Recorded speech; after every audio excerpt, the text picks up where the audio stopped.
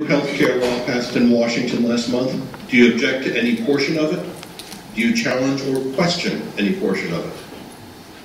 Well, I challenge anything that, from time to time, but I think Thurber is exactly right in his legal position, and that it is within the purview of the Congress to pass the bill, and that it is constitutional.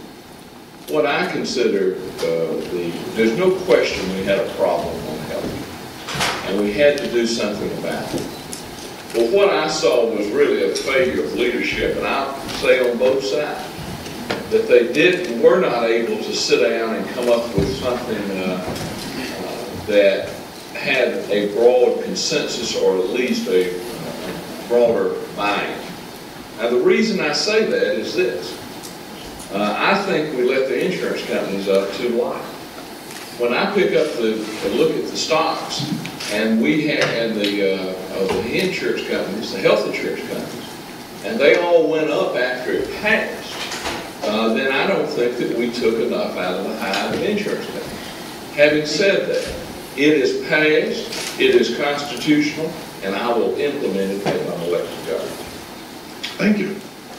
Jim, thank you for the question. Listen, I've got a daughter who just graduated from college.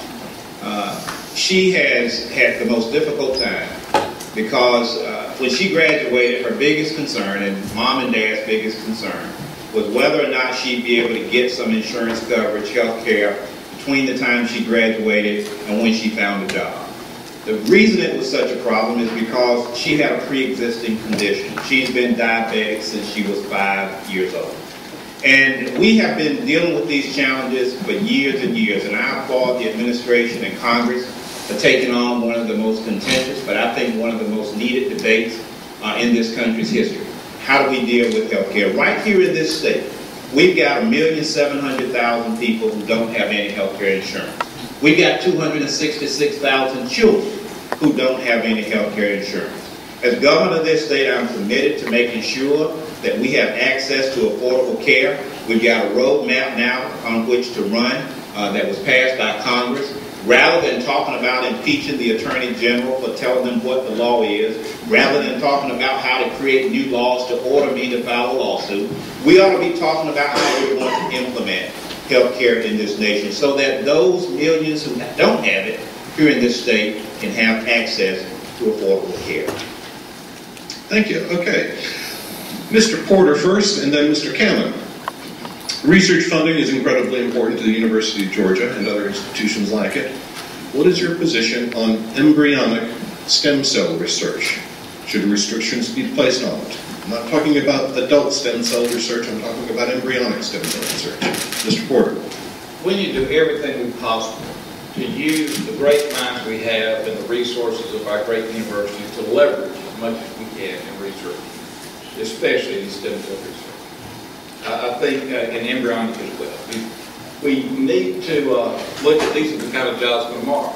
Like when they're going to cut $300 million from the recent budget, what that would do would signal what we don't pay higher education for. This is the same thing. When the Senate passed resolutions opposed to it, right before we hosted the largest bio conference in the world, sent all mixed messages. It's got to come from the governor's office that we value intellectual property, that we value research, and between Georgia and Tech and the CDC and Emory, we have probably the world's greatest resources for expanding that and growing it. Look at the complex in the County. There are probably 40,000 jobs already connected to the CDC and Emory in this area.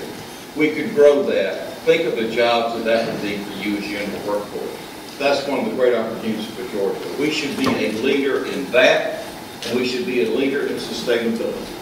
Those are two things that we've invested a lot in the past, would have the greatest opportunity for research dollars, and will be some of the greatest things we can do for the future. Several companies are looking right now, I know my time's up, 210. I'll tell you about, they're looking to locate because we have such agriculture, the things that supply the pigs grown in a certain way to do the research. So it's a great growth industry, and I'll come back to it later. Mr. Cameron. I think it's very important anytime that you have a university or any school of higher learning that is willing to conduct research for the benefit of mankind. I think we definitely should support that and do everything that we can to adequately fund those processes.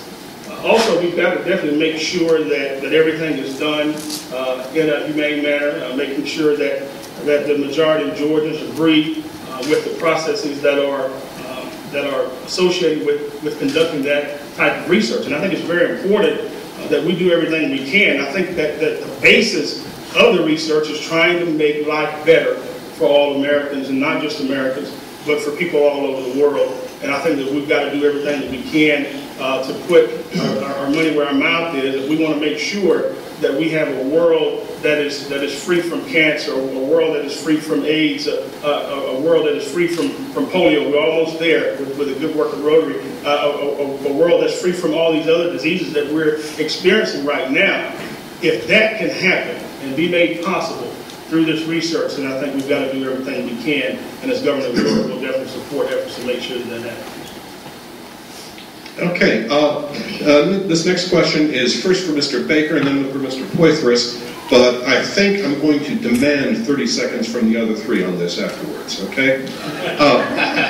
Mr. Baker, this week the State Department of Transportation let it be known that it would have to give up $300 million in bonds because it didn't have enough money to make payments on said funds. For the third year in a row, legislation to increase transportation funding in Georgia has come down to a Hail Mary pass.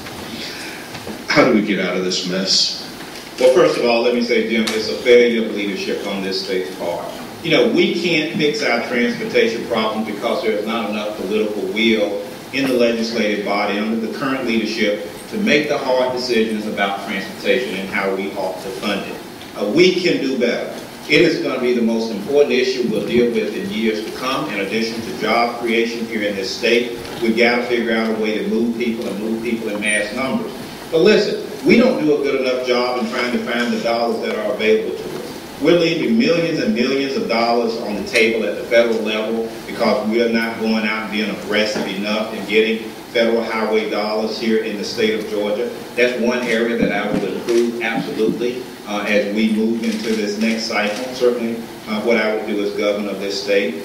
We've got to also make sure, Jim, that we're using the dollars, that motor fuel tax dollars that we're creating and generating here in this state in the most optimal way. I've got 30 seconds. Let me just say this. If we don't figure out transportation problems here very quickly, we're going to lose an opportunity to create jobs in this state. If we don't create jobs in this state, the economy is going to continue to turn south on us. A big part of what we do is economic-based in addition to education. As governor of this state, I fully pledge to tackle this issue, to work with our legislative body, and to untangle the mess, I think, that this legislative body currently has created.